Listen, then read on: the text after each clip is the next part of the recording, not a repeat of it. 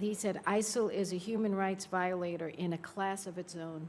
We've never seen anything like this, and I think that is important. It's why Senator Paul and I wanted to do this hearing. Senator Johnson. Well, thank you, Madam Chair. And again, I want to thank you for holding this hearing because I think it is very timely, particularly when you combine this hearing with what we're going to be talking about over the next couple of days in terms of authorization for use of military force. You know, I come from the business world, so I've done a lot of strategic planning. And there's a process to go through, and this is really, to a certain extent, part of the first step in any strategic planning process. It's defining reality. You know, what is the reality? The next step would be defining an achievable goal. So that's, I think, what we're going to be talking about in the authorization. You know, what is the achievable goal? So, you know, from my standpoint, I just have a lot of questions. And I think that's the first part of our discussion, our debate, is let's get the questions. Let's be asking the right questions. Now, let me just kind of list a couple of them. Here's the first question. Who is the enemy we're talking about? As we debate an authorization for the use of military force, who's the enemy? Is it ISIS? Is it ISIL? Is it Al-Qaeda? Is it Al-Shabaab? Is it Boko Haram? You know, who is the enemy? Where are they? Are we just talking about Syria and Iraq? Are we talking about Yemen? Are we talking about Afghanistan and Pakistan? Are we talking about what's rising out of Libya? You know, how pervasive is this? You know, what is our goal?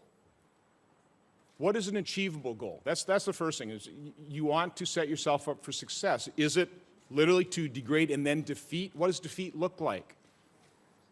What is an achievable goal? Maybe we should be talking about containment. I don't know. I think we need to ask those questions. And then I think, particularly for this panel, the question I certainly came here today asking is, at what point should the U.S. get involved? At what point should America intervene? Is it after 10,000 people have been slaughtered? Is it the point where we think maybe hundreds of thousands of people might be at risk? Is it when 2 million people are displaced outside of a particular country?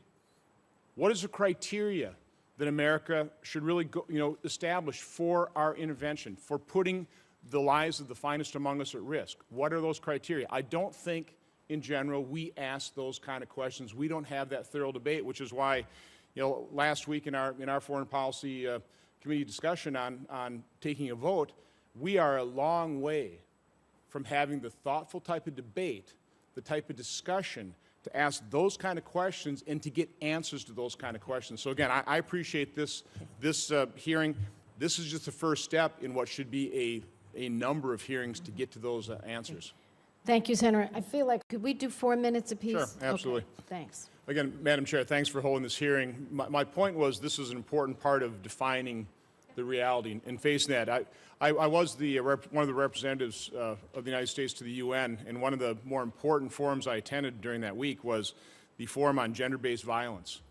And as I listened to participants who obviously are fully involved and engaged in this issue, using words like horrific and brutal, which, let's face it, doesn't even adequately describe it. And that's really the point of my question. You know, Madam Chair, I quick got the article you were referring to. The point I made at the forum is, how do we highlight this? How do we sanitize what's happening? The fact of the matter, the reason we're concentrating on ISIS today is because ISIS published a video of them beheading an American, and that is what it took to raise the awareness of the American public to become as outraged. And this is after 200,000 Syrians have been slaughtered and millions displaced. So if we're going to really address this effectively, we need to get the American people on our side. And I guess my question for both panelists is, are we doing enough, or what are we doing to truthfully highlight this, make the American public aware of the fact of the true brutality of this act, of these acts? I'll start with you, Ms. Limborg. You know, I think one of the sad facts of a conflict that's this complicated and has gone on for this long is that the American public tunes out at certain moments. The recent events and the really horrific overlay of ISIL on what was already a protracted and brutal conflict has re-raised awareness. And certainly hearings like this, a lot of effort to raise awareness through social media and other fora like that is important for the American public. Sometimes it takes a single focusing act for people to refocus on the breadth of what's going on. It can never be enough. We can never fully penetrate from here the depth of what is going on. And on the gender-based violence pieces, we do a lot to mitigate those who we can reach after the fact, but you're absolutely right that that doesn't stop it at its heart. It just mitigates the suffering on the other side. A quick example to make my point. New York Times reported that the people that liberated the Mosul Dam, when they went into that region, they found, women naked, bound, had been raped repeatedly. Now, I don't like talking about that. I don't like laying that out.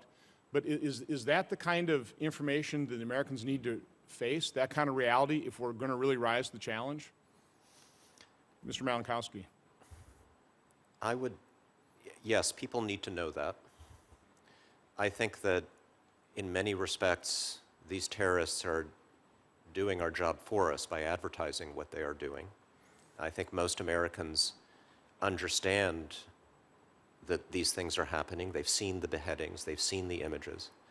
I think in some respects, our bigger obstacle to generating support and understanding for the need to do something about this, if I can be frank, is the obstacle that Senator Paul suggested in his last question to us, the sense that there are no distinctions anymore among these people, the sense that they are all the same. Everybody in Syria is just as bad as everybody else. Everyone in Iraq is beyond hope, beyond redemption, that there are no good guys, that they are all either Assad on the one hand or terrorists on the other hand. And I think, look, it is very complicated. And, a number of us have been there. I've been there. I was in Aleppo 2.5 years ago and met some of these I have to guys. cut you off only because we have 4 minutes left in the vote, then we'll have a But the grace bottom line period. is there is a middle But ground that is worth protecting We and hear saving. you, So and I want to thank you for that question. Thank you. Senator Rubio, thank you. Senator Johnson. Thank you, Madam Chairwoman. I'd like to thank you for holding the hearing. I wish the hearing room were totally filled. I wish this would gain more attention. I want to go back to defining the reality situation here, which I think this has done a really good job clarifying the issue. I just want to quote some of the testimony already, some phrases here. Ms. Margon, you said that ISIS is gaining strength, that they will be around for the foreseeable future, that a military mission is not sufficient. Bishop, you said the bombing is not doing much, that ISIS is worse than ever. And Ms. Dakhil said that we have a very ineffective aid effort. That's not a very pleasant reality. The question I have, and I want to ask all three witnesses again, thank you all for your powerful testimony. What is an achievable goal? What should be the achievable goal of U.S. policy? I'll start with Ms. Margon. Thanks for the question.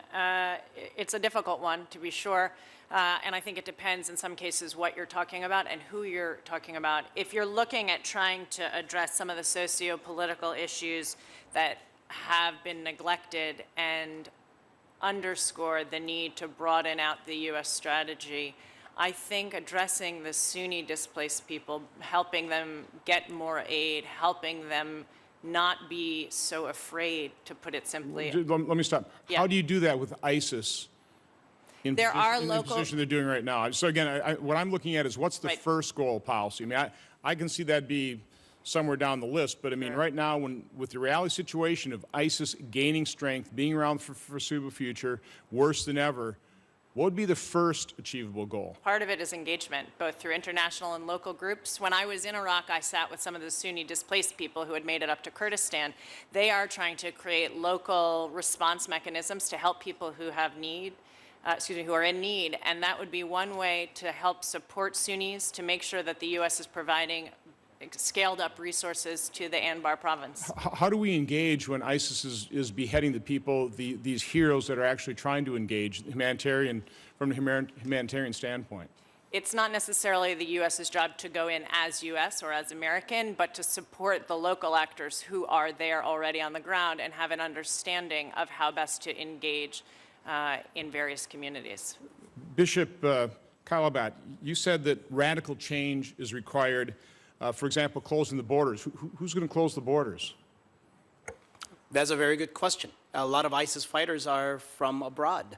They speak Arabic, if they speak Arabic, with a very heavy accent, which tells us that there's something wrong, because what's happening is that they're being fed.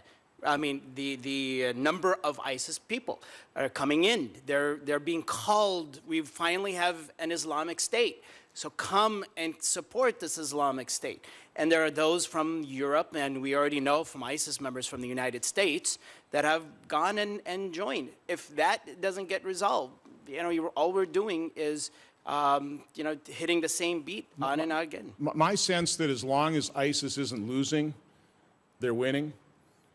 As long as they're perceived as winning, they are going to be able to recruit over, through the social media, and people are going to continue to stream to that caliphate that has now been established, that territory that has been won.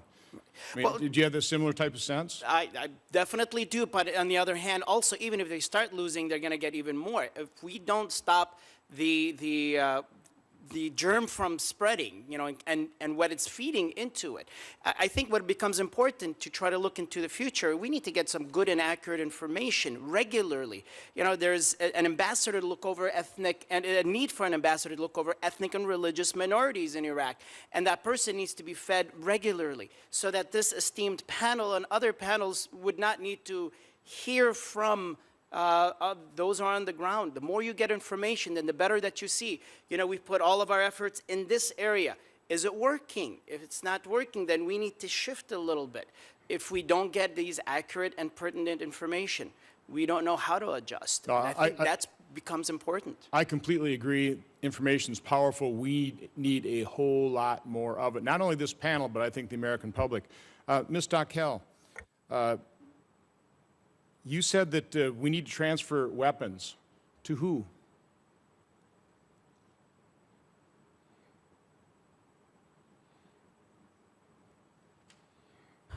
Thank you. ئەمە دەمانەوێت ئەو چەکە بگاتە ئەو کەسانەی کە بتوانن جێگای ڕزگارکەن ئەمە لەگە برادری مەسیحیەکان لە هەرێمی کوردستان بگەڕێونەوە جێ خۆمان بگەڕێنەوە شنگال و مووسڵ ئەوە بە ڕەئی من دەبی بە ڕێگای موئەسسەسەکی معتەرەف بکاتن کە ئێستا ئەمە وا دەبینین کە بە ڕێگای حکوومەتی هەرێمی کوردستان بیتن لە بۆمە کە دەگاتە ئەو جێی پێویست بە زووترین کاتوە بە باشترین شێوە. For us Yazidis and the Christians who are now refugees in the Kurdistan region of Iraq, for us to go back there, we need weapons to be given to a reliable source in the region who know how to fight the ISIS. And in that case, which is the Kurdistan regional government, which is actually fighting ISIS in a very effective way. And I think the United States should actually give weapons directly to the Kurdistan regional government. President Obama, I believe, has laid out the goal of this administration of the U.S. policy right now, which is to degrade and ultimately defeat ISIS. Does anybody in the panel disagree with that goal? I'll start with you, Bishop. I disagree with the way he's doing it. Bombings by themselves are not doing much. They stop the spread, but we all desperately need to stop this germ. And if it doesn't, if we don't, it will infect the United States as well as others. Okay, again, but you agree with the goal that ISIS must be defeated? No, and wiped out. Ms. Margon. I think a larger protection strategy that includes non-military elements would be very helpful to defeating ISIS. We need to... But again, you're talking about the method. Right. I'm talking about the goal. Do you agree with the goal of defeating, and do you agree that ISIS must be defeated? I don't think there's any other option given how brutal they are. It's the question of how you go about doing it. Ms. Dakhil. برأيي من دبي هدفك وبيتنكا لا بدري يعني بيجزاري خلاص بكين بس آية دتوانين يانا تنكا أو ما تزارش كدرين كروجي موصل سقوطي كرت دي حزيران نبو موصل بينش صالة سقوطي كرت تنكا خلكتي داخلي أو شارع أو هدلسة أو موضوع إيش دكاتن آية أمريكا دتاني أو شخصاني ك بيان ناسي يكيك. I think the ultimate goal should be to actually remove ISIS.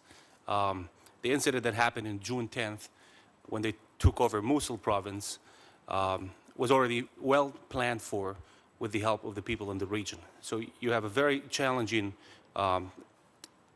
assignment in that region as to how do you actually make sure that the people there would not actually help the ISIS fighters. And the ultimate goal, again, should be that ISIS should be removed and should be torn away. Just one more quick question for the bishop. Is it only ISIS? What about Al-Qaeda? What about Al-Shabaab? What about Boko Haram? What about Al-Qaeda in Yemen? I mean, that's the question that as we move into our discussion with the authorization for use of military force, it's not just ISIS.